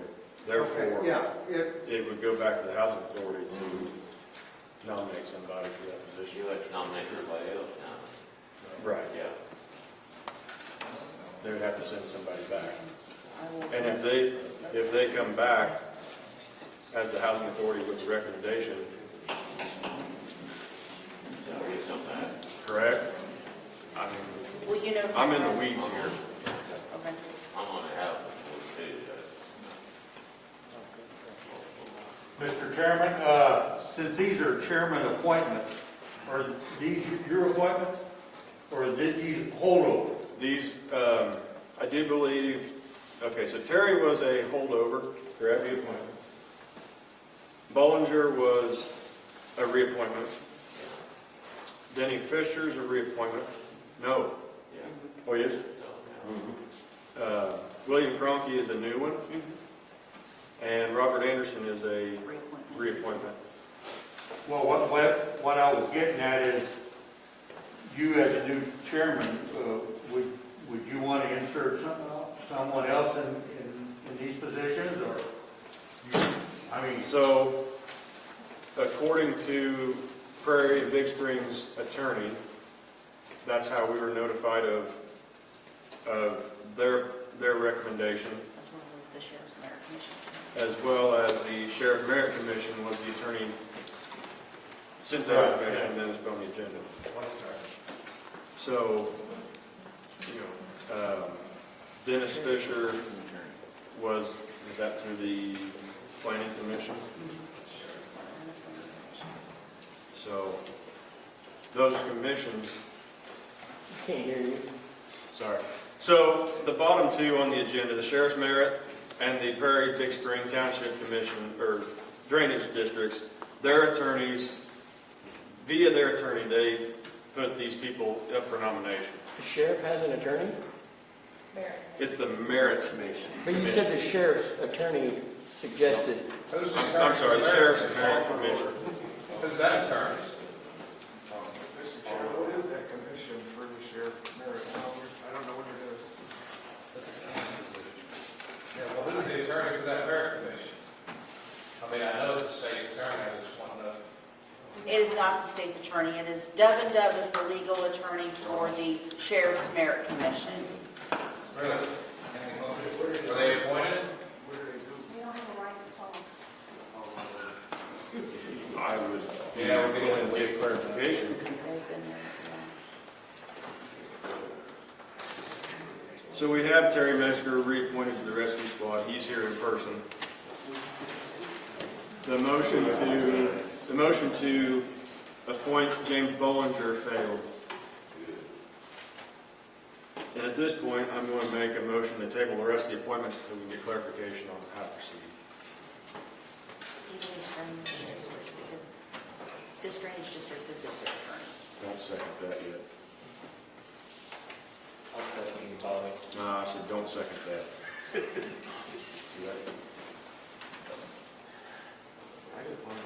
All right, so this one, all right. I pull my motion off the table. So this one is actually in writing, Commissioner Certificate from Robert Anderson from the Big Prairie Big Spring Drainage District.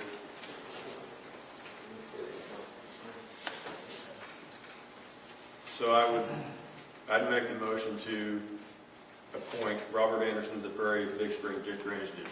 I'll second it. Lucky to get somebody good. Second. Any discussion? I'd question the legality of that because the appointments are supposed to be made in September. I would like to think we might be ought to find out first if that's even a legal move, we could appoint them. The problem is these drainage districts, as well as all these other committees, don't keep up with their appointments. I realize that. So this attorney just filed this request for reappointment because he probably realized, oh, hey, his appointment's expired. So, you are impacting this drainage district, in my opinion, when their attorney is requesting his appointment. And granted, you have a list of the appointments from 2020 of several people whose attorneys didn't submit their reappointments. I understand that. So, Is there any way we can be in contact with these districts to make sure that they get this done on the timely manner? I'm not going to babysit another taxing district. Call the order. So I have a motion and a second. Call vote. Call vote. All in favor say aye. Aye. All opposed say no. Motion carries to appoint Robert Anderson. Now, the planning commission, Mr. Chairman, who decides that? I mean, is that supposed to be timed up now? Or?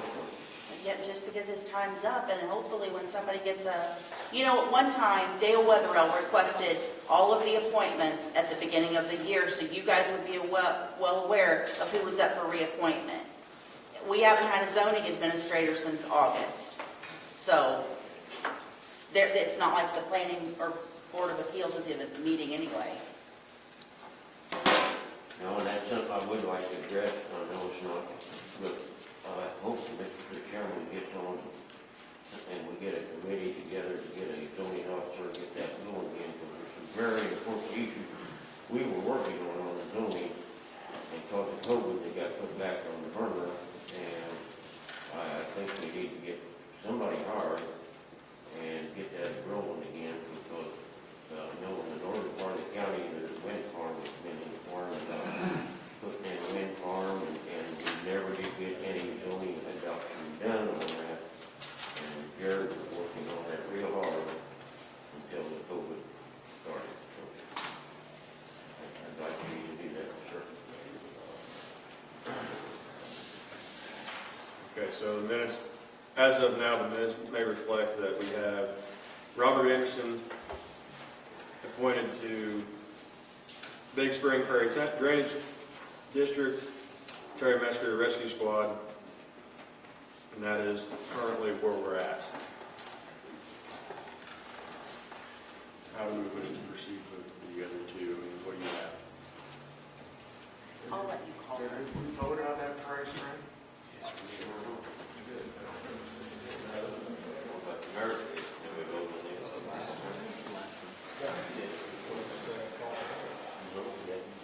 That's just, is that a new appointment to do the Resignation right now. American system, is that a new appointment to do the resignation there? So, American, yes.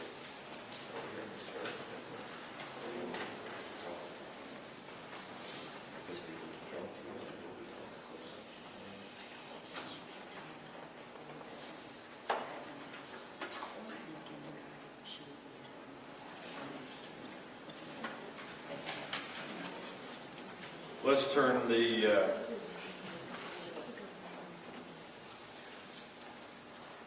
Madam State's Attorney, if you would, look into the how and the why of Dove and Dove representing the Sheriff's Merit Commission, and we'll come back. We'll put that on for next month. Dennis Fisher's here, reinstatement. These are your appointments.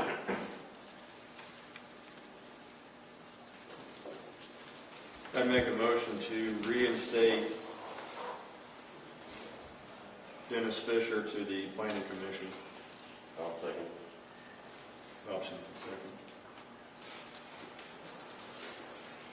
second. Any discussion on that? On that appointment? Okay. Second on that. Any discussion? Do you have any discussion on the motion to? Okay. Hearing none, all. Oh, I thought you were going to raise your hand. Oh, sorry. I saw. So, all in favor of appointing Dennis Fisher, say aye. Aye. All opposed, say nay. Nay. Everyone nay. All right, moving forward into correspondence. On that housing, what, we got a different candidate now? Or what? No, it'll basically, the vote failed. So it goes back to the Housing Authority to nominate somebody, They nominate somebody else. either somebody else or solidify their nomination. Because that, it seems to me like it's a rubber stamp process. So we need some authoritative input on why to nominate to reinstate the housing.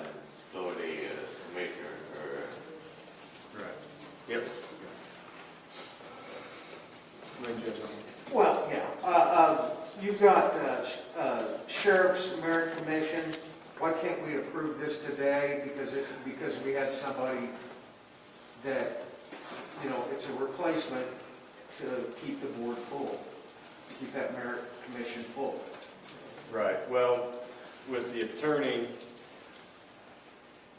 where's the authority in the attorney? So I turn that over to her. I think the merit commission picked him. I asked the question, what do they do? That's all I want to know. They meet and decide that go with the candidate I for can't the understand, sheriff. I can't understand the What the sheriff commission does, and correct me if I'm wrong, if there's integrity issues that have to be addressed, if there's a hiring issue that has to be addressed, or a termination issue, basically those are the three biggies. If there's assessments need to be made to the workforce, that's what the merit commission does. Thank you. Roundabout, accurate statement? Okay, thank you, Mr. Chairman. That's all. Yep. What's that? Can we just not make a motion to approve? No, I would say I think we ought to adopt it. I withheld the nomination and turned it over to her to investigate the validity of it. I just want to be solid in our nominations, where they come from. Yeah. Moving on to correspondence. I don't know if this really qualifies for correspondence, but I did get, I do have copies of, what, Macon County? Yes. Macon County's board policy and their COVID remote-in resolution. If anybody, let's see, how would I think about it? Why Would don't that you go? let me email it? Can we send it to you? Yes. Okay, so I'll send it to Jessica. I would challenge or task the legislative committee, would probably be the right committee to pick that up, look it over. If you need something for your meeting discussion, that would probably be a good thing to look at. I don't have it. I don't know about timeline, but it definitely needs to be addressed, and it would be nice to have something in place because we need policy for how this board's going to operate beyond just the rules of order that we have. We need some updated stuff in there and move it forward. Question? Yeah. So basically, you're talking about in the event where I have COVID, okay, and I have to be at home for 2 weeks, and this board could go ahead and if we stream this live, that I could be a part of the process, even though I'm not sick or anything, but I'm quarantined here. You're quarantined, right? That I can go ahead and have a vote. Right. That's what needs to be looked at, addressed, and written up for us to adopt, so we can have. Now, bear in mind, it's got to be according to OMA law and all that. So, right. You know, if we can't fulfill all the means of zooming in, if you will, then. But that's why I bring it up in correspondence. I received those. I have not gone through them with a fine-tooth comb. I've received the board policy and the resolution from Macon County, and I throw that out there as a suggestion, as a platform, you know, as just a suggestion. I think we should do this. So that's where I go back to challenge or tasking the legislative committee to pick this up and run with it. I also forwarded, you may not even see it, but a template from the United Council of Counties, and it's a template of a resolution that many other counties have passed to address the COVID issue, so I don't know if it's exactly like Megan's, but it's two different suggestions for you to consider. Question? I'm not sure if this is the right time and place, but to go on to Bob's, what he was trying to say earlier was saying, the zoning, we have no zoning. Are you planning on trying to get that sent out so we can get somebody hired hopefully by next month, or get it put into publications so we can have some interviews for somebody in the zoning and EMA? And secondly, on the wind farm situation, we were strengthening our wind farm ordinance in March and April. March, I think, most of the Actually, time. had it done in February, and the hearings were supposed to be in March. We're waiting to do public body comments, all we're waiting on is passed through the zoning committee. Is there a way we can get those public body comments done? And get that where we can get it voted on by the next board meeting? Is there an ordinance drafted? Yes. Yes. It's been approved, I think it's been to the zoning committee. We just had to go through the public body comment period, which there had to be 2 of them. And then COVID hit, which we were not allowed to do the public body comments. I would think. I don't know who would run that. Just questions. Isn't there EMA and zoning committees? We met and approved all of it, and they were going to be So- the hearing. So those committees would just need to announce a public meeting. We haven't met since then. Is that because the chairman was the director? I mean, Jared was. Jared was the director, or Yeah. he was the chairman though. She should review those, I think, probably first. Had the county attorney reviewed all those? I don't know how far it goes. I don't know about the attorney, I know it had been to the Farm Bureau. Yeah, the Farm Bureau. And several committee meetings, and I don't know if we can call him and find out. That's easy enough to do. He'll tell us where he's at on it. Okay, we're getting out pretty in the weeds off the agenda, but what I would go with there on is get your meetings together. The people of those committees, they're going to have to meet and set up the meetings. That way I don't really know how to proceed with that. Yes, we need to get an EMA director, but surely the committee or committees could function without the director. Maybe I'm wrong. Gary. Jared actually said at the time, I mean, the new person could call him for direction and questions, and the committees could do the same thing. The zoning committee could nominate a chairman and contact him, and he'd tell him what work still needs to be done, and then you're right, that committee could lead that through and get it to board. I think first, before that happens, I think she would need to go through that resolution. Oh, yes, if it hasn't already been done. You know, it needs to be done timely, but it needs to also be done correctly. So, by all means, members of that committee, be in touch with our council and proceed as you can. That's all I can really say. Bobby? Yes, sir. Yeah, that's what he was doing with the other counties around. He was strengthening our zoning more so than for setbacks from houses, other property lines, etc., for the wind turbines, and he was writing up one that so far the Farm Bureau everybody were agreeing to, and that was going to be the hearings to see if there was any protesters or anything, and that's as far as we are. Gary? We were going to repost that opening. Did that ever get done? No, because Frankfurt, that was put in the hands of fees and salaries, which was down to 2 people once Frank resigned, and there has been zero direction. You know, this board needs to decide, do you want to have a zoning administrator separate from an EMA director? Why do those positions need to be combined? Because this board has a lot of decisions to make in terms of what you're looking for. And where it came up to me. Right, that would be a good thing for fees and salaries to redress. Jeff?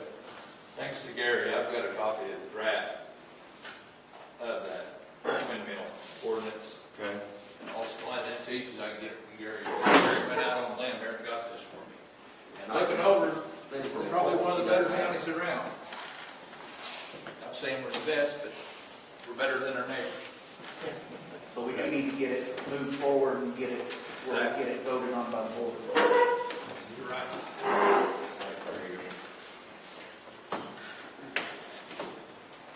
Okay, moving forward, Dalton. Can I just make an announcement, Mr. Chairman? I would like to let the board know that because you have moved to Thursday evening meetings, your payroll will now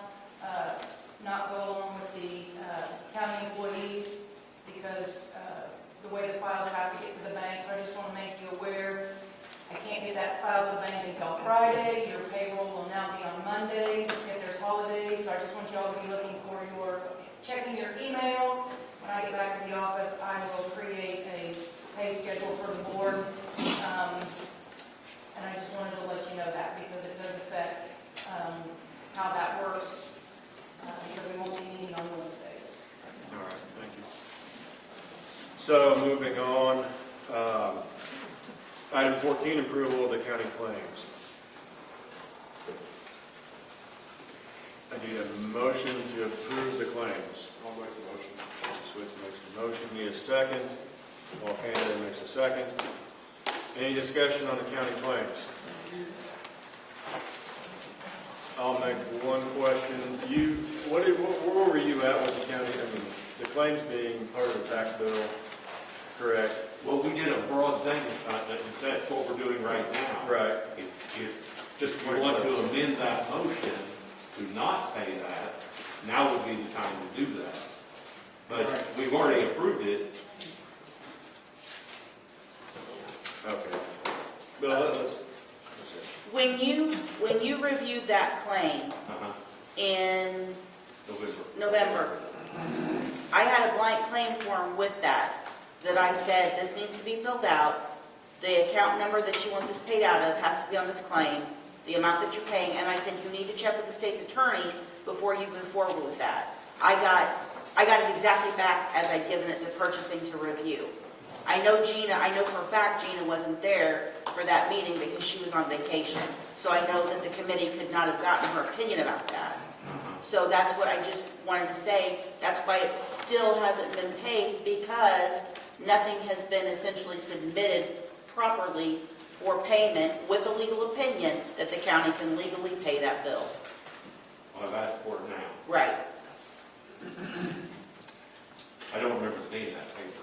I don't either. It was in the folder with the tax bill. But we're looking at it, we're going to try to get a remedy, and it has been extracted from the claims as they're stated. let's call it a question.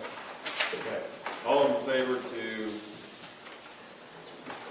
I'm sorry, we're spending money on it. Roll call vote. Earl Baker. Yes. Kenny Barr. Barbara Bennett. Yes. Mark Bennett. Yes. Paul Canada. Yes. Brian Hoffman. Yes. Dennis Durbich. Yes. Jesse Durbin. Yes. Gary Gergety. Yes.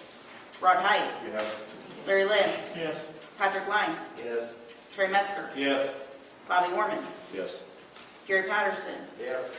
Gary Piercy. Yes. John Pogue. Yes. Robert Simpson. Yes. Jeff Slifer. Yes. David Switz. Yes. John Tate. Yes. Lynn Williams. Yes. Motion passed unanimously. Okay, we've got the bills paid, now on to, Someone have to make a motion going into closed session. Move to we go into executive session. I have a motion to go into executive session. Can I, one quick question? Okay, that's going Is to be. the agenda online ahead of time on what's going to take place for the meeting? Because if you have public comment ahead of time and you don't know the agenda, it's hard to. Well, I would say that's one of the goals in time. Yes. Okay, so right now you can't do it ahead of time. It's posted. They're always posted at the meeting location. So after you guys get done with closed session, item 16 takes place, and we'll be called back into that. Steve, we'll be coming back in out of closed session for public comment afterwards. Is number 16 closed session item? Item number 16, is that a closed session item, or will we be called back in for number 16? Now, you'll be called back, we'll come back in for